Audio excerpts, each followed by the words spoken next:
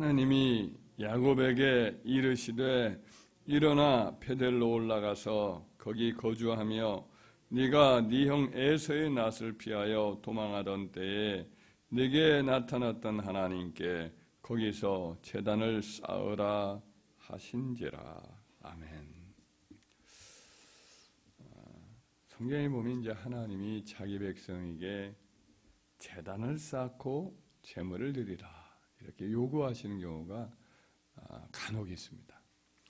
통상적으로는 하나님의 백성이 이제 알아서 당연히 할 법도니까 하나님 앞에 제단을 쌓고 이와 같이 제사를 드리곤 했는데, 하나님이 선제적으로 자기 백성에게 요구하시는 경우가 간혹 있습니다. 오늘 그 예로 한 3가지만 옛날 족장 시대에 있었던 일을 살펴보고자 합니다.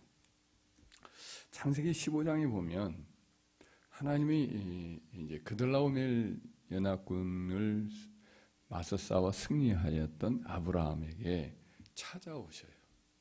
그러면서 그에게 또 복된 약속을 이렇게 주십니다. 밖으로 데리고 나가더니 하늘에 있는 무별을 보이면서 네가 별들이 얼마나 되는가 한번 세알해 봐라. 이게 물어봅니다. 뭐 그렇게 많은 별을 어떻게 세겠어요? 네 자손이 이 별과 같이 될 것이다. 이런 말씀을 하시는 거예요. 그리고 네가 거하는 이 땅을 너와 내 후손에게 줄 것이다. 이런 참 복된 약속을 줘요. 그래서 아브라함이 또 믿겨지지도 않고, 그래서 확신을 이렇게 얻기 위해서 하나님께 요구합니다. 주 여호와여, 내가 이 땅을 소유로 받을 것을 무엇으로 알리까? 아직 내가 믿음도 안 생기고 잘 이렇게 뭔가 확실한 증거를 내가 좀 갖기를 원합니다. 그랬더니 하나님이 그에게 이제 요구하시기를 3년 된 암소와 3년 된 암염소와 3년 된 수양과 산비둘기와 비둘기를 새끼를 가져올지니라. 이제 제물로 제사를 드리라. 제단을 쌓고 이와 같이 제물을 드리라. 이렇게 요구를 해요. 그 이제 아브라함이 가지고 오죠. 3년 된 암소, 3년 된 염소, 또 3년 된 또 수양을 가지고 와요. 그래서 다 쪼개요. 그리고 비둘기도 비둘기는 이제 쪼갤 수가 없어. 원래 찢어서 드리는 거니까 당연히 그렇게 찢어서 드리는 거예요. 그걸 뭐 안 쪼갰다고 문제 삼을 것은 없습니다. 다 반쪽으로 이렇게 잘라서 하나님 앞에 버려놓고 예배를 이제 드리는 거죠. 근데 이제 밤이 되었어요. 밤이 되니까 막 그 무서움이 갑자기 임한 것은 하나님이 임재하셨다는 뜻이에요. 갑자기 무서움이 막 오고 두렵고 그런 가운데 하나님이 찾아오시는데, 쪼갠 사이로 연기나는 어떤 횃불 같은 것이 있고, 그리고 타는 횃불이 쪼갠 고기 사이로 지나는 거예요. 그러면서 하나님께서 아브라함이 언약을 선포하기를 내가 이 땅을 애굽 땅에서부터 큰 강 유브라데까지 네 자손에게 주노니 곧 겐 족속과 그니스 족속과 감모 족속과 헷 족속과 브리 족속과 르바 족속과 아모리 족속과 가나안 족속과 기르가스 족속과 여부스 족속의 땅이니라. 이런 말씀을 선포를 하십니다. 그 약속의 내용은 똑같아요. 제물을 드리기 전이나 똑같아요. 다만 형식이 엄중한 그 당시의 계약 체결 방식을 그대로 사용했다는 점이 이점만이 달라요. 그 당시에 이제 어떤 족장과 족장 사이나 나라나 나라의 왕들 사이에 혹은 어떤 엄중한 어떤 계약을 할 때는 제물을 이렇게 놓고 반을 자르고 그 양 당사자가 그 가운데로 지나가는 거예요. 그리고 그 의미는 뭐냐면 일종의 저주 형식, 저주 언약 형식인데, 만약 이 약속을 안 지키면 이 쪼개버린 짐승처럼 될 것이다 라는 의미를 담고 있어요. 근데 이제 여기서 아브라함이 지나간 것도 아니고 하나님이 이 타는 횃불과 같이 성령께서 지나가신 거예요. 하나님이 아브라함의 확신을 주기 위해서 그 당시에 어느 체결 방식을, 인간의 방식을 그대로 받아들여서 아브라함에게 내가 내 생명을 걸고 이 약속 지키마 라고 하면서 지나간 후에 바로 그 언약을 선포를 다시 한번 또 해주신 거거든요. 참 하나님이 아브라함에게 믿음을 주기 위해서 하늘의 무별도 한번 셀 수 있나 보라 하시고, 또 이렇게 직접 그것을 아직 안 믿겨지니까 증거를 보여주기 위해서 그렇게 제물을 요구하고 제단을 쌓아라 하신 것이죠. 할렐루야. 또 창세기 22장에도 마찬가지인데, 하나님이 아브라함에게 평안하게 잘 살고 있는 아브라함, 헤브론에 아마 살고 있었을 텐데, 그에게 내가 내게 모리아 산에 가서 거기서 네 사랑하는 독자 이삭을 내게 번제로 바쳐라. 이와 같이 제단을 쌓고 제물을 드리라는 요구를 하셔요. 아브라함이 얼마나 당황했겠어요. 그러나 이 말씀에 순종해서 3일 길을 이제 헤브론에서 예루살렘까지 올라와요. 계속해서 올라오는 그 길을 올라오면서 많은 생각을 했겠죠. 순종을 하고 이삭을 묶고 제단 위에 놓고 칼을 들어서 그를 잡으려고 할 때 하나님이 아브라함아, 아브라함아 하늘에서 급하게 불러서 내 아이에게 아무 손도 대지 말아라. 네가 이제야 나를 경외하는 줄 알겠노라. 그러므로 내가 나를 가리켜 맹세하노니 내가 이같이 행하여 네 아들 내 아들 독자를 아끼지 아니하였은즉 내가 내게 큰 복을 주고 내 씨가 크게 번성하여 하늘의 별과 같고 바닷가의 모래와 같게 하리니 네 씨가 대적의 성문을 취할 것이라 차지하리라. 또 네 씨로 말미암아 천하 만민이 복을 받으리니 이는 네가 나의 말을 준행하였음이니라 라는 말씀을 주시고, 이 말씀을 이렇게 요구하신 것을 가만히 보면 하나님이 이제 아브라함으로 하여금 모리아 제단을 쌓고 아들 독자 이삭을 바치기를 요구하신 것은 주시려는 거죠. 어떤 거냐면 아브라함과 그의 씨가 크게 번성할 것과 후손 중에 약속의 후손이 태어나서 원수의 성문을 취한다. 그 말이 원수의 성문을 취한다는 것은 바로 복음, 맨 처음에 아담과 하와가 타락하자 곧 여자의 후손이 뱀의 머리를 깨뜨릴 것과 똑같은 거예요. 옛날에 대문운이라는 것은 권세를 상징해요. 그러니까 이 원수의 성문을 취한다는 것은 원수가 탁 치고 있었던 이제 자기 어떤 보루 이것들을 결국은 쳐서 정복한다는 뜻이에요. 이것은 사탄의 모든 권세, 진을 깨뜨려서 이제 마귀에게 잡힌 사람들의 모든 결박을 푸신다는 영적인 승리를 가리키는 거죠. 그리고 그 씨로 말미암아 메시아를 말하죠. 내 씨로 말미암아 천하 만민이 복을 받으리라. 그리스도가 네 가문에 태어날 것이다라는 언약을 주시는 거예요. 엄청난 축복이죠.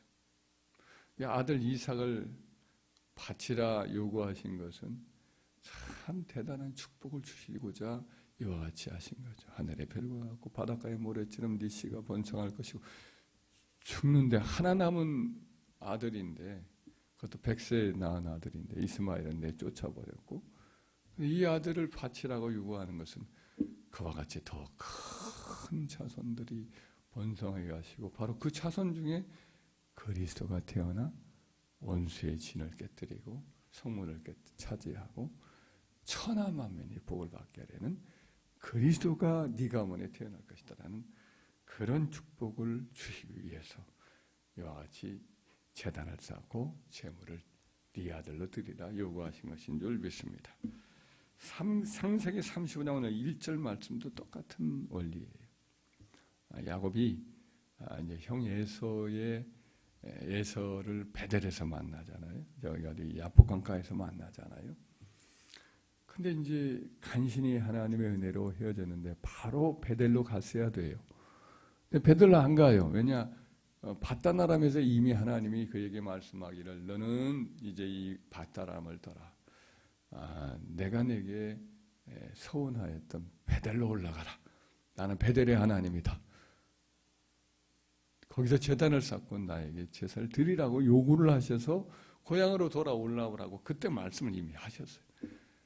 근데 형 에서를 만나보니 400명 데리고 와서 자기 죽이려다가 간신히 살았는데 형하고 같이 내려가서 못 살 것 같아요. 분명히 그때 이 형이 원한이 다 한꺼번에 사라진 것도 아니고 군사들 보니까 종들도 보니까 자기의 종들은 순에 빠졌는데 형들의 종들은 형이나 다를 바 없이 늑대 같고 사자 같아요.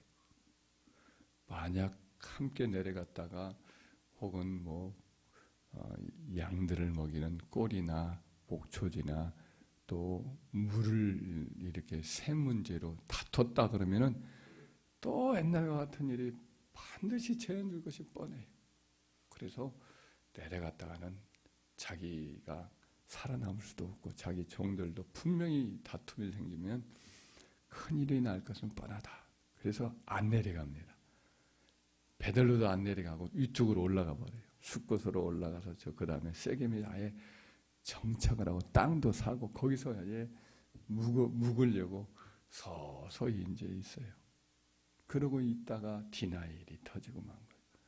만약 계속 머물렀으면 결국 시집가고 장가하고 자녀들 그러다 보면 가나안 족속의 우상 숭배의 습관이 물들어 버리고 혈통이 완전히 어떤 순수성이 지켜나가기가 너무 어려운 상황이 될 것은 뻔해요. 그래서 하나님께서 그런 어려움들을 보호를 이렇게 할 수가 없어요. 그냥 불순종을 하니까 그 다음부터는 안 나타나셨어요. 하나님이. 그러니까 야복강에서 시작해서 세겜에서 그런 지가 적어도 한 5년은 넘어요. 적어도 한 5년은 넘었으리라 라는 생각이 들어요. 우리간을 짓고 한참 어쩌고 저쩌고 하다 보면 그런 일이 벌어지고 그 막내 디나가 자라서 예쁠 때가 한 15살 정도가 될 텐데 그렇게 되면 꽤 시간이 흘렀을 것이 분명합니다. 그래서 결국은 그와 같은 일이 벌어지는데 하나님이 그에게 이제 두려움에 쌓였을 때 디나의 일로 막 소란이 일어났을 때 찾아오셔서 오늘 말씀을 하신 거죠. 베델로 올라가서 거기 거주하면서 내가 네 형 에서를 피하여 도망칠 때에 내게 나타났다 하나님께 거기서 제단을 쌓아라. 네 말했던 소원했던 대로 지켜라. 요구하세요. 그래서 이제 모든 우상 숭배했던 우상들 다 내려놓고 귀고리들 우상 숭배와 관련되었던 것 같아요. 이것들 다 내려놓고 그리고는 이제 떠나서 베델에 가서 제단을 쌓아요. 그리고 제물을 드렸어요. 그랬더니 어떤 역사가 일어나냐. 9절 한번 읽어볼까요? 시작. 야곱이 밧단 하나님에서 돌아오매 하나님이 다시 야곱에게 나타나사 그에게 복을 주시고 하나님이 그에게 이르시되 네 이름이 야곱이지만은 내 이름을 다시는 야곱이라 부르지 않겠고 이스라엘의 내 이름이 되리라 하시고 그가 그의 이름을 이스라엘이라 부르시고 하나님이 그에게 이르시되 나는 전능한 하나님이라 생육하며 번성하라. 한 백성과 백성들의 총의가 내게서 나오고 왕들이 내 허리에서 나오리라. 내가 아브라함과 이삭에게 준 땅을 내게 주고 내가 내 자 후손에게도 그 땅을 주리라 하시고 하나님이 그와 말씀하시는 곳에서 그를 떠나 올라가시는지라. 이렇게 나와요. 그러니까 하나님이 다시 나타나셔. 그러니까 이 베델의 야복 강가에서부터는 전혀 교제를 안 하시죠. 불순종하니까 교제할 수가 없어요. 이때 다시 나타나시고 또 복을 주시고 다시 한번 야복 강가에서 주셨던 언약. 네 이름이 뭐냐? 야곱입니다. 다시는 야곱이라 하지 말고 이스라엘이라 하리라. 이렇게 말씀하시는 그 언약을 다시 회복시켜 주시고 너와 내 자손들이 이 땅을 차지하게 될 것이라는 약속을 주시는 은혜가 있게 되죠. 그러니까 결국은 어때요? 하나님이 뭔가를 요구하신다. 재단을 쌓으라고 하신다. 하나님 앞에 뭔가 우리 마음속에 자꾸 드릴 마음이 있다. 뭔가 물질을 드리고 싶고 몸을 드리고 싶고 시간을 드리고 싶고 뭔가 하나님께 봉사를 하고 싶고 이런 소원을 하나님이 자꾸 주신다. 불타는 어떤 작정의 어떤 마음을 주신다. 이런 것들은 이게 이제 하나님께서 우리에게 요구하시는 것이기도 한데, 그런 마음을 주신 건 사실은 뭐예요? 이게 뭔가 복 주시려고 하는 거예요.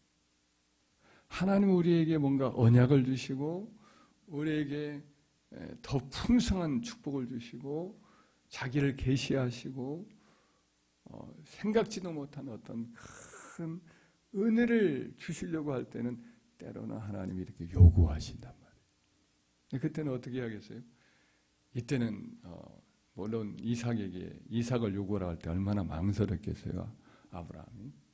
갑자기 어떤 뭐 생각지도 않을 큰 것을 이렇게 요구하실 수도 있겠죠. 근데 그때도 역시 그것은 더 큰 것을 주시려는 것이죠. 우리의 삶에 평생에 뭐 이런 일들이 많이 있겠어요. 간혹 이런 일들이 있겠죠. 그러나 그럴 때는 하나님이 반드시 우리에게 복 주시려고 하신다. 우리 삶을 하나님께 드린다. 내 자식을 하나님께 바치고 싶다. 주의 종으로 드리고 싶다.